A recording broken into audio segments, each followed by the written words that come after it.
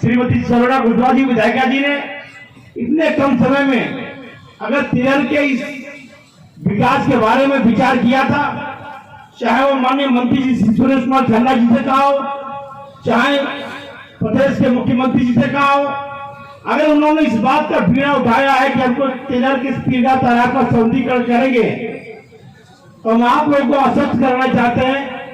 आप लोग पूर्ण तरीके से आश्वस्त रहिए कि अगर ये बीड़ा उठाया है कि तिरल का पीड़ा तैयार का सौंदर्यीकरण होगा तो निश्चित रूप से सौंदर्यीकरण होगा, इसमें कोई गवाह नहीं है। भाजपा की कथनी और करनी में अंतर नहीं है। भाजपा जो कहती है वो करती है। भाजपा ने ही कहा है कि अगर तिरल का नगर का विकास होना चाहिए तो हमारे यहाँ पर पूर्व सभासद और वर्तमान सभासद भी बैठे हुए हैं।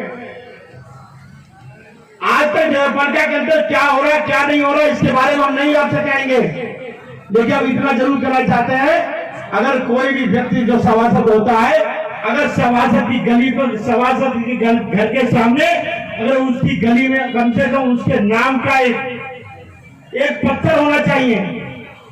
हम जाते हैं कहीं भी किसी और में, चाहे वो नगरपालिका हो चाहे टाउन एरिया हो, तो टाउन एरिया में देखते हैं कि हमारे दिलशाद मंसूरी जी यहाँ के सभासद हैं, चांद अंसारी जी यहाँ के सभासद हैं। अगर उनका बोर्ड टंगा होता है तो निश्चित तौर पर ये जो आने जाने वाले लोग हैं, जो तिरल से बाहर भी जाने आने वाले लोग हैं, वो इस बात को जानते हैं कि कम से कम तिरल में विकास हो रहा है।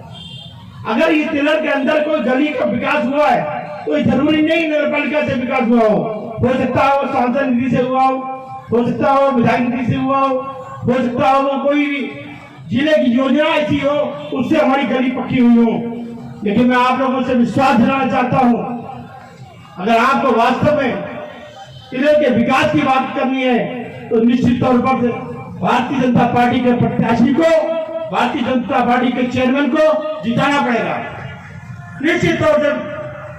क्योंकि मैं देख रहा हूं आज मुझे ये बात कहनी नहीं चाहिए, आम मंच में ये बात कहनी नहीं चाहिए, क्योंकि ये जो नगरपालिका का उद्घाटन हो रहा है, मैं पत्थर पे देख रहा था, माननीय विधायिका जी का भी नाम लिखा है। भारतीय जनता पार्टी की सरकार होने के नाते चाहती तो माननीय हजार बेगम जी का नाम काट सकती थी, जो कि यहाँ की चेयरमैन है, लेकिन इस चेयरमैन साहब को कम से कम इस प्रांगण में आज जरूर होना चाहिए, उद्घाटन समारोह में जरूर होना चाहिए। भले वो उद्घाटन होने के बाद वो यहाँ पर ना होती, वो चली जाती, अरे वो समझती कि भाजपा का प्रोग्राम है, लेकिन उन्होंने जरूरी नहीं समझा, उन्होंने समझ लिया कि ये भारतीय जनता पार्टी का प्रोग्राम है। मैं आप लोगों को विश्वास देना चाहता हूँ, भारतीय जनता पार्टी किसी भी जाति विशेष को नहीं देखती है, भारतीय जनता पार्टी किसी जाति मजहब को नहीं देखती है। भारतीय जनता पार्टी देखती है चाहे हमारा हिंदू भाई हो चाहे मुस्लिम भाई हो, अगर हम हिंदू और मुस्लिम भाई को एक साथ रह के उनका सबका साथ सबका विकास और सबके विश्वास की बात अगर करते हैं तो ये भारतीय जनता पार्टी करती है। भारतीय जनता पार्टी ने कभी ये नहीं सोचा होगा कि मुस्लिम के अगर नगर के अंदर मुस्लिम रहता है तो इस गली में अगर किसी का आवाज बन रहा है तो मुस्लिम का आवाज ना बने।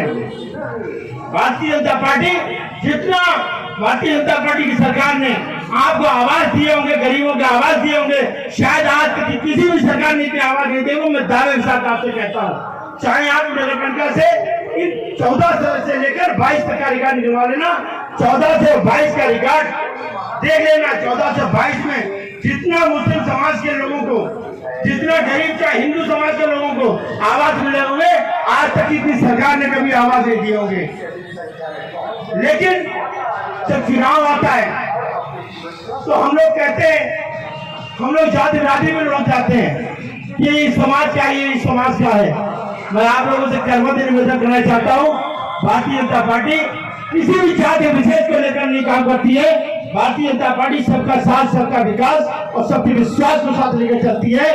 मैं अपनी वाणी को ज्यादा न कहते हुए बस इतना ही कहूंगा, अगर तिरल का वास्तव में विकास चाहिए, अगर आज लोकप्रिय विधायिका जी ने आपके विकास के लिए सोचा है, अगर आपको वास्तव में विकास चाहिए, एक एक गली पक्की चाहिए, एक एक रोड चाहिए कि हमारे गड्ढा मुक्त हो, अगर आपको चाहिए तो निश्चित तौर पर एक बार भारतीय जनता पार्टी की विचारधारा का व्यक्ति को चुनाव में जिताना पड़ेगा और जब चेयरमैन बनेगा तो आप देख लेना, जो आज तक जो चेयरमैन बनते चले आए और अब जब 5 साल के कार्यकाल में देख लेना, उसके जाकर नशा बदल जाएगा। इन्हीं बातों के साथ मैं अपनी गाड़ी को ध्यान देता हूँ। जय हिंद, जय भारत। बैठे हैं, सबसे ये अनुरोध करूंगा कि अपने घर में, घर के बाहर शादी विवाह जो भी करें उसको कचरा मुक्त बनाएं। कुछ खास नहीं करना है उसमें। हम ज़्यादातर बर्तन प्लेट ऐसे यूज करें जिनको धुला जा सके। अगर डिस्पोजल यूज करते हैं तो कचरा का रूप देते हैं। पन्नी किसी भी रूप में पॉलीथीन का प्रयोग न किया जाए, बहुत आवश्यक करना ही पड़े तो उसको मिनिमाइज कर दिया जाए। हम लाखों रुपए का इंतजाम करते हैं शादी ब्याह में, 2 डस्टबिन अगर लगा दें साइड में, कहीं पर ड्रम रख दें, तो हमारी आदत में ये आएगा कि जो भी इस टाइप का कचरा है तो ड्रम में डाल दें। लेकिन हमारी आदत में, व्यवहार में क्या है, यूज किया नहीं किया। इससे हालांकि प्रोग्राम का भाग नहीं है, लेकिन हमारा भाग जरूर है, नगर पालिका का ये भाग जरूर है। और ये सबकी जिम्मेदारी बनती है कि हम आयोजन को कचरा मुक्त बनाएं। हमने ये आज जरूर प्रयास किया है कि इसको हम इस इवेंट को, ना इस इवेंट को आगे भी नगर पालिका जो भी इवेंट करेगी, जो भी प्रोग्राम करेंगी, उसको कचरा मुक्त बनाएंगे।